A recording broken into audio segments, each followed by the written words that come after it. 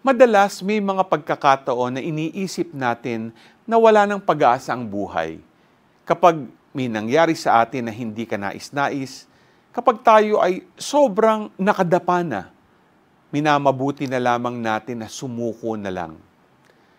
Sa ating gospel, though it is about a steward squandering the property of a rich man, imbis na siya'y sumuko, ginamit niya ang opportunity para may mapuntahan siyang maayos kapag siya ay pinalayas ng kanyang amo.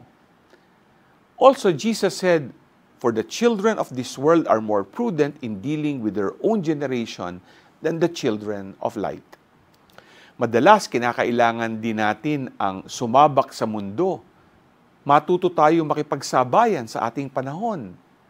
Ngayon, hindi lang tayo tinatawag na manatili sa ating mga simbahan at magdasal.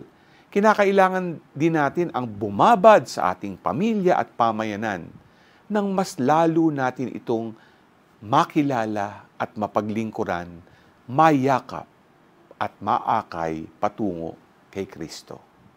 G ka ba?